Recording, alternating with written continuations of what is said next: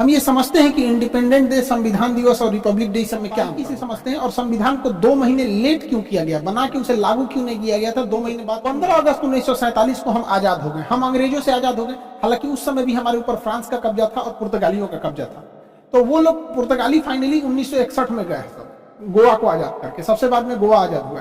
तो हम लोग तो आजाद हो गए थे, लेकिन बात यहाँ ये आती है कि आजाद हम अंग्रेजों से हो गए थे, लेकिन हमारे ऊपर किसी का शासन ही नहीं था। तो हमारे ऊपर कौन शासन करेगा, ये कोई डिसाइड नहीं था।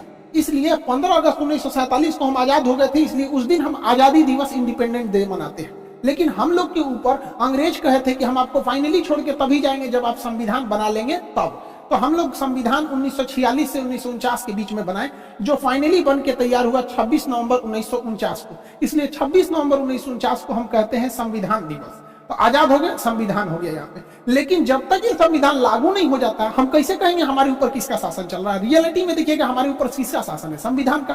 सुप्रीम कोर्ट, प्रधानमंत्री, राष्ट्रपति, नीचे से ऊपर तक सब संविधान के अधीन काम करते हैं। तो संविधान बन गया था लेकिन लागू ही नहीं हुआ था। इसे 2 महीना बाद लागू किया गया। 26 नवंबर 1949 से 2 महीना जोड़ेंगे तो वो 26 जनवरी 1950 हो जाएगा। जिस दिन संविधान लागू हुआ उस दिन हम लोग मनाते हैं रिपब्लिक डे। और रिपब्लिक डे का मतलब होता है भारत एक रिपब्लिक है, अर्थात यहाँ के राष्ट्रपति जो हैं वो खानदानी नहीं होंगे, वंशानुगत नहीं होंगे, बल्कि चुन के आएंगे। राष्ट्रपति और प्रधानमंत्री हम लोग के यहाँ चुन के आते हैं और इन्हीं लोग का हमारे ऊपर शासन रहेगा। इस वजह से जिस दिन हम आजाद हुए उस दिन को हम 15 अगस्त यानी स्वतंत्रता दिवस, इंडिपेंडेंट मनाते हैं।